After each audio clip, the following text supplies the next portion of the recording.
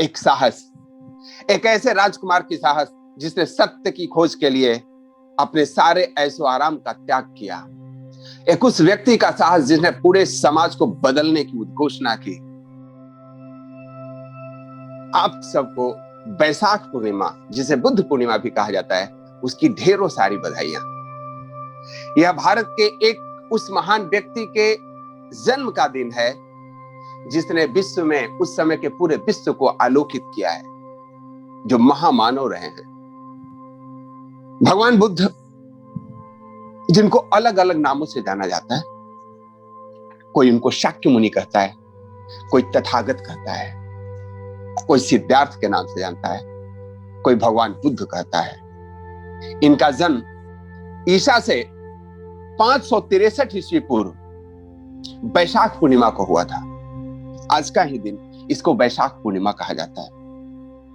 उस समय के समाज का अवलोकन करते हैं, उस समय का समाज कैसा था।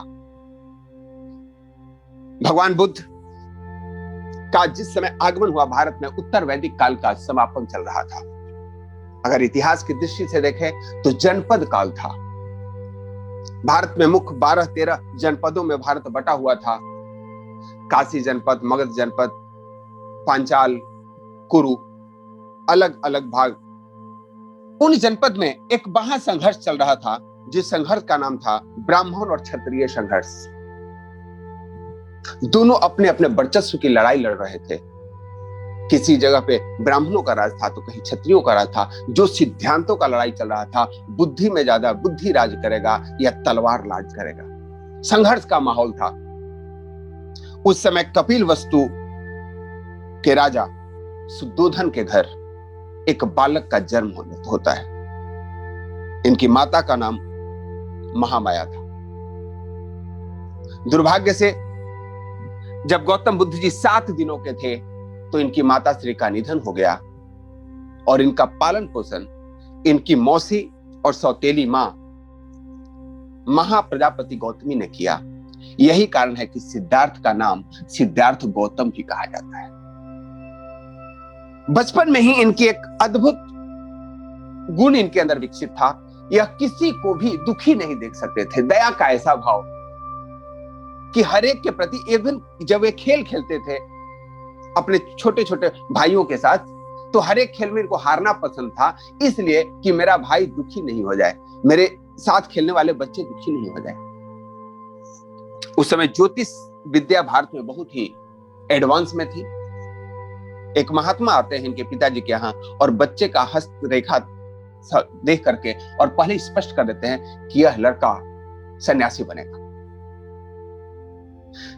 दुनिया अजीब है दोस्तों, हर एक व्यक्ति सन्यासियों के आगे झुकता है, लेकिन मेरा बच्चा सन्यासी बने ऐसा कोई नहीं चाहता। शहीदों को सबसे नमन है, लेकिन मैं शहीद में नहीं आऊं। मैं धर्म के लिए, मैं अपने सिद्धांत के लिए, मैं अपने राष्ट्र के लिए मेरी बलि नहीं चढ़े, दूसरा बलि है उसका मूर्ति बना लेंगे।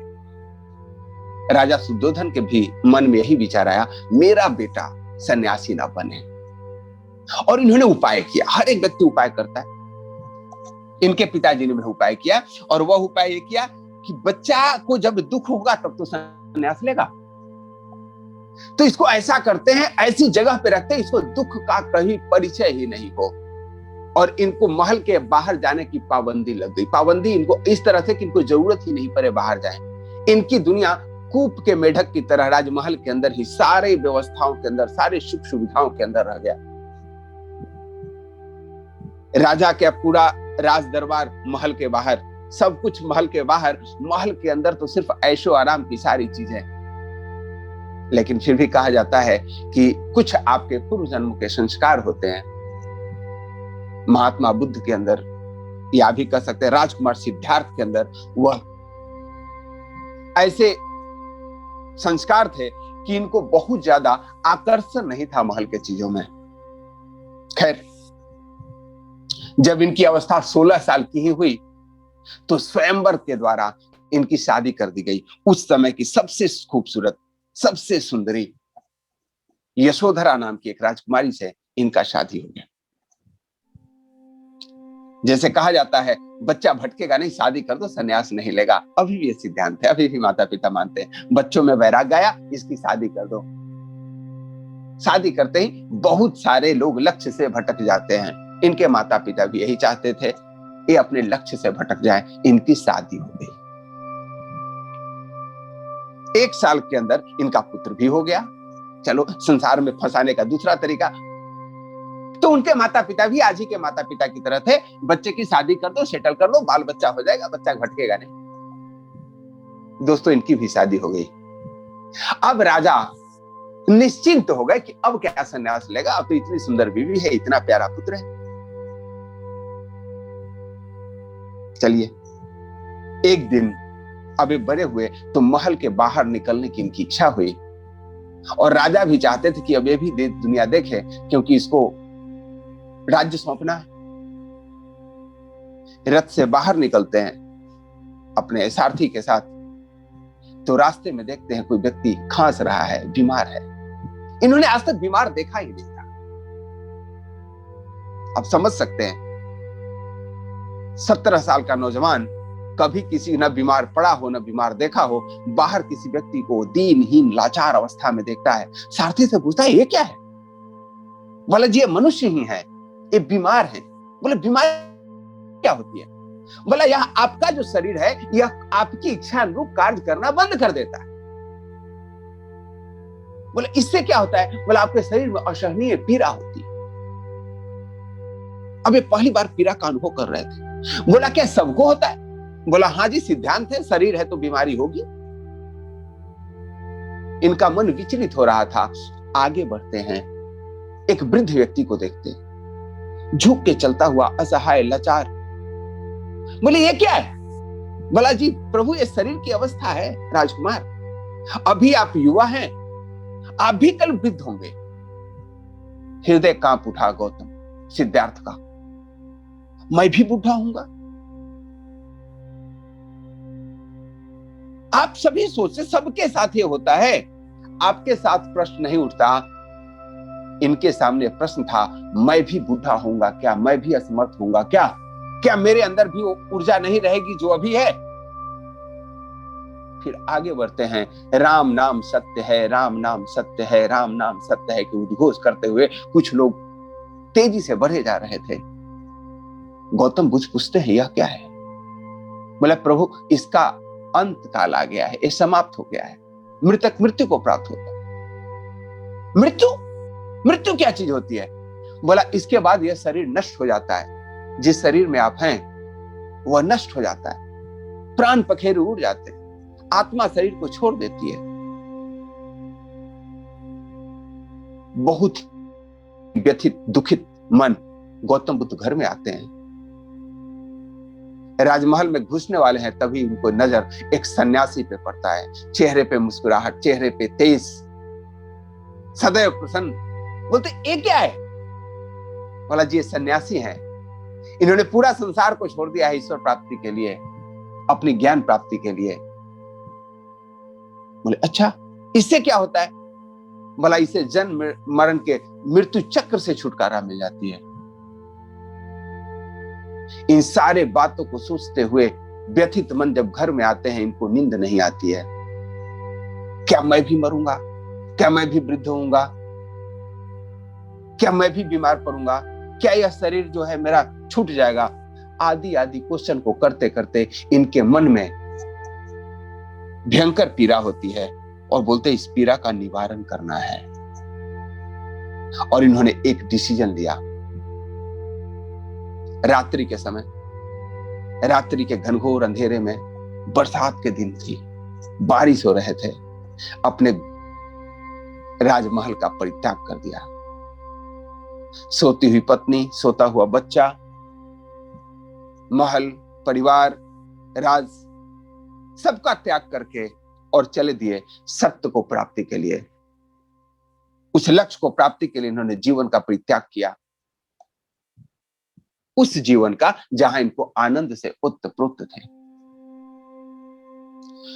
अलग अलग गुरुओं के सेवन करते हुए कहीं योग सीखे, कहीं व्यायाम सीखे, कहीं कर्मकांड सीखे, लेकिन इनको सेटिस्फेक्शन कहीं नहीं मिला। जब तक आत्मीय सुख नहीं मिले, दुनिया में कोई सुख नहीं, कोई धर्म नहीं, कोई वेद नहीं, कोई पुराण नहीं, कोई गीता नहीं। ध्यान रहे, इसी को अध्यात्म की यात्रा बोलते हैं। धर्म के सारे पाखंडों से दूर। कोई भी धर्म पाखंड तब होता है जब आपको अपने लक्ष्य तक नहीं पहुंचाए, और वह धर्म आपकी सार्थकता सिद्ध करता है अगर वह लक्ष्य की तरफ प्रेरित करे। हमेशा ध्यान रखें, अगर कोई भी उपदेश, कोई भी ज्ञान आपको आत्म साक्षात्कार से दूर करता हो तो वह धर्म नहीं, पाखंड है। आगे बढ़ते गए, जब भी आप किसी मार्ग पे बढ़ते हो कुछ लोग आपके साथ हो जाते हैं। आप चलोगे, कुछ लोग साथ आएंगे। इनके साथ भी 5-6 सन्यासी साथ हो लिए जो इनको मानते थे, इनकी दृढ़ता को मानते थे, इनके ज्ञान को मानते थे। और राजा के लड़के थे ना, राजा का बच्चा जब भिक्षु बनता है तो लोग उसके बाद भी पूछते हैं। बहुत सारे लोग इनके जीवन में आए। आपको बताऊं, जिस दिन इन्होंने घर का परित्याग किया था उस दिन को भी महानिष्कर्मण दिवस के रूप में मनाया जाता है। संयोग से वह भी वैशाख पूर्णिमा था। सबसे पहले इन्होंने सन्यासी जीवन की शुरुआत किया। राजगीर करके एक जगह था जो आज राजगीर अपभ्रंश रूप में जाना जाता है बिहार में। 5 सन्यासियों के साथ ये आगे बढ़े और इन्होंने एक महत्वपूर्ण कदम उठाया। मुझे तो यह प्राप्ति चाहिए ही, चाहे जो हो जाए। जब सारे योग करके थक गए तो इन्होंने हठ योग की परिकल्पना की। हठ योग होता है अपने शरीर से बलात्कार किसी कार्य को करना। बोले वो ज्ञान नहीं मिल रहा, वो शांति नहीं मिल रही, हमने तो योग कर लिया, ध्यान कर लिया, सब कुछ कर लिया, मंत्र जाप कर लिया, अब क्या करूं? बोले अब तो इस शरीर को ही त्याग कर दूंगा।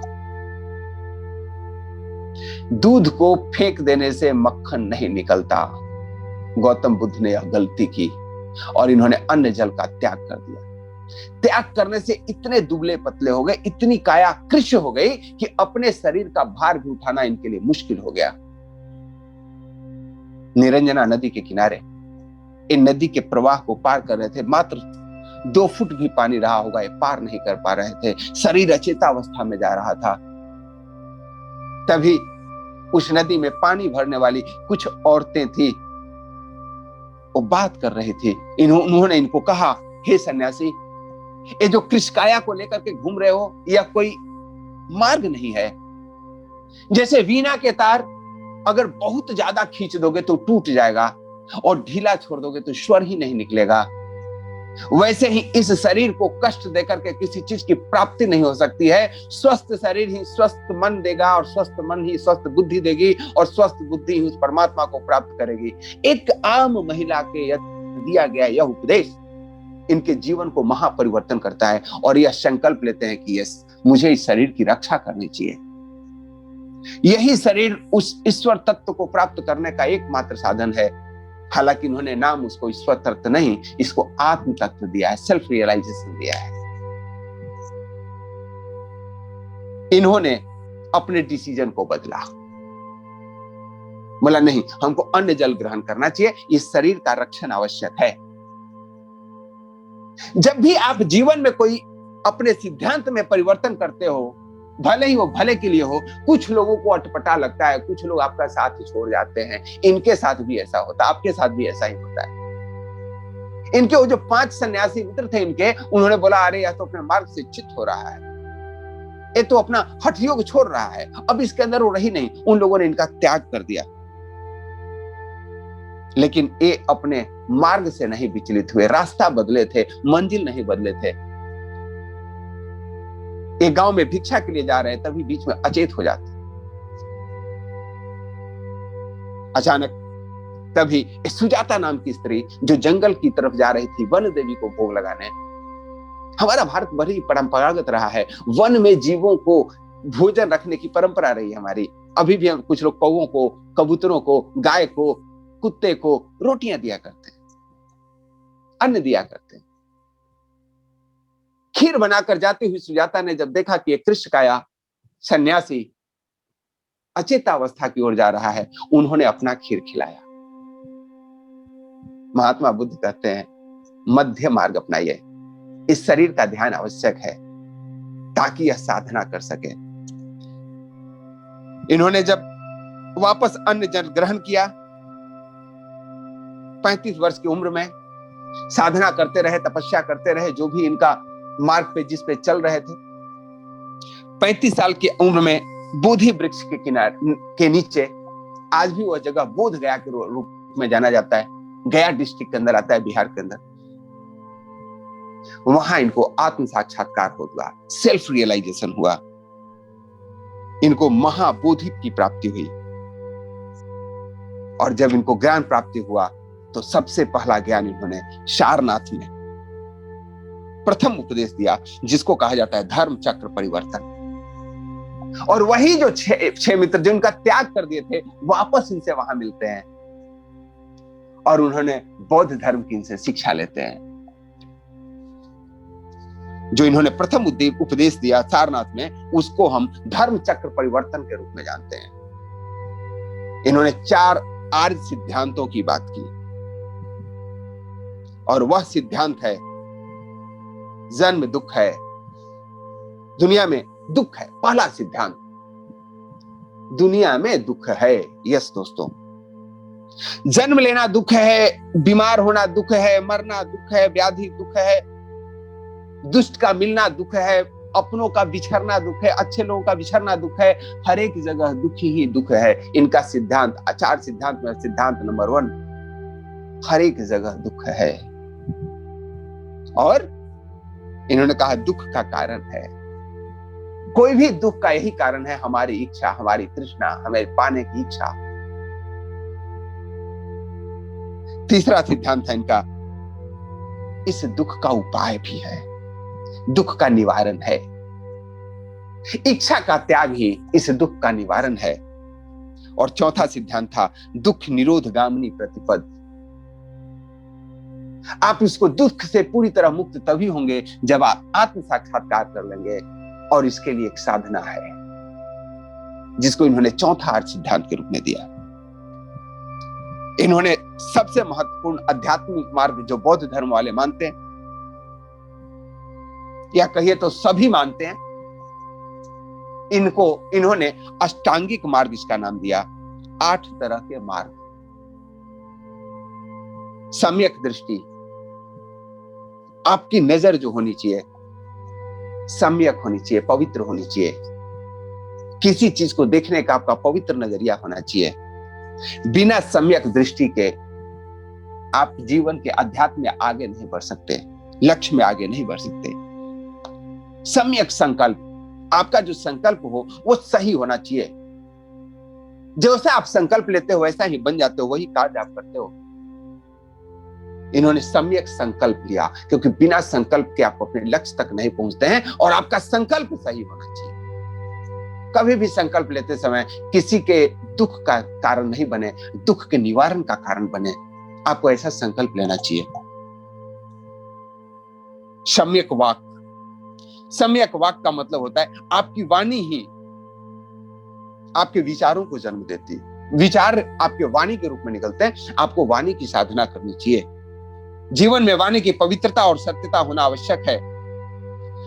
यदि वाणी में पवित्रता और सत्य नहीं है तो यह दुख को उत्पन्न करेगा। इन्होंने चौथा सिद्धांत दिया, सम्यक कर्म। सम्यक कर्म का मतलब होता है कर्म चक्र से छूटने के लिए आचरण में शुद्धि जरूरी है। कोई भी काम करते हो एक बार जरूर सोच लो कि क्या यह कर्म हमें अपने मार्ग पे जाने के लिए प्रेरित करेगा या उसमें बाधा पहुंचाएगा। क्योंकि आप जो भी हो अपने कर्म का परिणाम हो। कोई भी कार्य बराबर करते करते आपकी आदत बन जाती है, और आदत ही आपका व्यक्तित्व है। फिर उन्होंने बात की सम्यक आजीव की। दोस्तों बहुत आवश्यक है। मैंने बोला था कर्म का सिद्धांत जीविकोपार्जन के कारण है। इसमें लीगल और इलीगल है, मोरल और इमोरल है। आप भी जीवन यापन करते हो, क्या हम दूसरों को बेवकूफ बना के पैसे तो नहीं कमा रहे, चोरी करके तो पैसे नहीं कमा रहे। सम्यक आजीव होना जरूरी है। इन्होंने उसको 5वां सिद्धांत बताया। और 6ठा सम्यक व्यायाम। इन्होंने इस शरीर की महत्ता इतनी बताई कि आपको व्यायाम द्वारा अपने शरीर को स्वस्थ रखना है। विश्व में अंग रक्षक बहुत सारे व्यायाम, अलग अलग मार्शल आर्ट बौद्ध धर्म का देन है पूरे विश्व को। बिना अस्त्र शस्त्र उठाए अपने शरीर को स्वस्थ कैसे रखते, इसको रक्षा कैसे कर सकते हैं पशुओं से। अहिंसा का मार्ग था, किसी को हिंसा नहीं करना है, लेकिन अपने शरीर की सुरक्षा के लिए अलग अलग मार्शल आर्ट बौद्ध धर्म का देन है आज विश्व को। सम्यक व्यायाम पे इन्होंने जोर दिया। इन्होंने जोर दिया सम्यक स्मृति पे। हम क्या याद करें और क्या भूल जाएं। हम हमेशा व्यथित रहते हैं पास्ट में क्या हुआ उसको लेकर के। चित्त में अगर एकाग्रता लाना है तो आपको पास्ट को भूलना पड़ेगा, भविष्य की योजनाओं से दूर होना पड़ेगा। इन्होंने ध्यान के मार्ग को इसको बोला कि चित्त की एकाग्र करके ही आप अपने भावनाओं को स्थिर कर सकते हैं, और इसके लिए दूर है अपने स्मृतियों का वाद करना, स्मृतियों को मिटाना, उसको भूलना। और तभी भूल सकते हो जब जगत मिथ्या का संकल्प आपके अंदर सुदृढ़ होगा। और लास्टली इनका 8वां मार्ग है सम्यक समाधि। जब ऊपर के 7 मार्गों को आप भली भांति पालन कर लेते हैं, सम्यक दृष्टि, सम्यक संकल्प, सम्यक वाक, सम्यक कर्म, सम्यक आजीव, सम्यक व्यायाम, सम्यक स्मृति, तब आपको जो प्राप्ति होती है उसका नाम है सम्यक समाधि। और जैसा कि आप इस तस्वीर में देख रहे हैं, बुद्ध मस्त हैं, समाधि जो सब कुछ पाले, निर्विकल्प प्रज्ञा की अनुभूति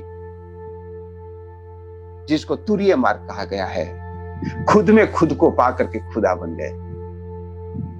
यस दोस्तों, जब मैं था तो खुदा था, न मैं होता खुदा होता, डुबाया मुझको होने ने, न मैं होता तो क्या होता। उसी मैं को विस्मृत करने का जो साधना है वह अष्टांगिक मार्ग के रूप में बौद्ध धर्म में माना जाता है, जिसको देने का श्रेय भगवान बुद्ध को जाता है। आज का दिन 483 ईस्वी पूर्व, इसी वैशाख पूर्णिमा के दिन कुशीनगर में इस महात्मा ने, जो पूरे विश्व को आलोकित किए, पूरे विश्व को एक अलग व्याख्या दी, एक अलग मार्ग दिया, उन्होंने अपने शरीर का परित्याग किया और उस दिन को महापरिनिर्वाण के रूप में जाना जाता है। इनके जीवन की जो प्रमुख 3 घटनाएं हैं, जन्म वैशाख पूर्णिमा, ज्ञान प्राप्ति वैशाख पूर्णिमा, मृत्यु वैशाख पूर्णिमा, इसीलिए इस दिन को, वैशाख पूर्णिमा को बुद्ध पूर्णिमा के रूप में मनाते हैं। आप सबको बुद्ध पूर्णिमा की बहुत बहुत बधाइयां।